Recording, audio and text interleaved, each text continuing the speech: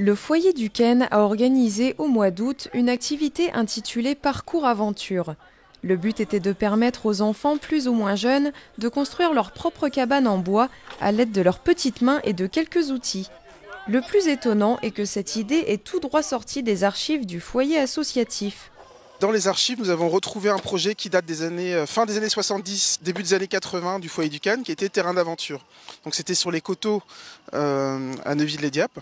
Et en regardant le projet, en regardant ce que les éducateurs de l'époque avaient écrit, on s'est dit que c'était complètement compatible avec la crise que l'on vivait actuellement.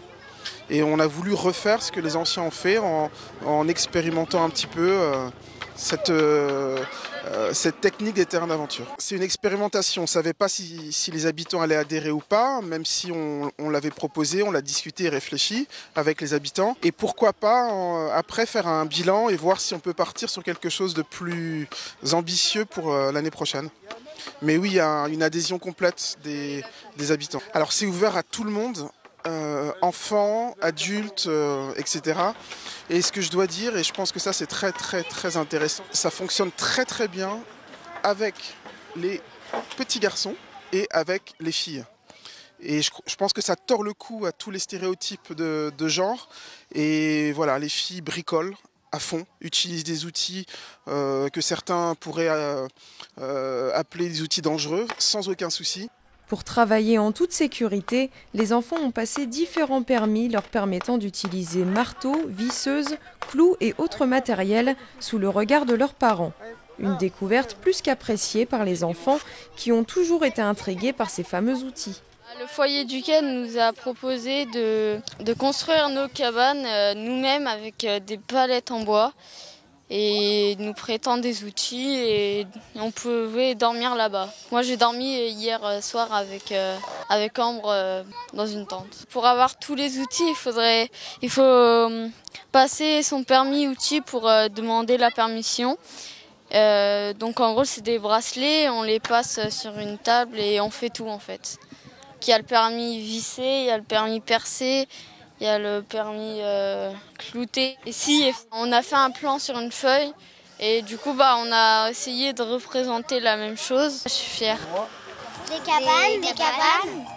Vous avez construit combien de cabanes? Plein. Moi, j'en ai construit une. Moi, j'ai aussi. Vous construisez ça avec quoi? Avec des palettes, des palettes et des pneus et des décorations.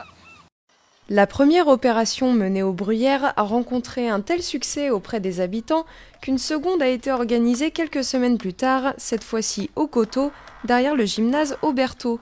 Brian, qui a participé aux deux activités, a pu améliorer ses compétences de bricoleur.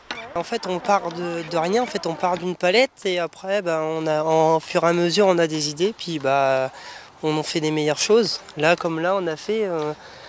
Au Bruyères, on avait fait au plat, c'était plat et au final, on est arrivé sur un terrain où c'est en pente. Du coup, c'est plus difficile. Je sais qu'il y a encore des clous dedans, donc essayer de les redresser pour pas se glisser.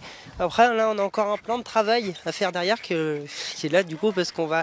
En fait, demain, on a une soirée et du coup, en fait, comme il y a des personnes de ma famille qui viennent et on mange en fait dans ma cabane, je suis très manuel. Du coup, maintenant, je sais que je peux faire des jolies choses en partant de rien. Du coup, partant d'une palette, je peux faire une cabane. J'adore être dans la nature et c'est pour ça aussi que je suis venu ici au coteau. Une jolie manière d'occuper son été pour tous ces enfants en quête d'activités de plein air et de créativité.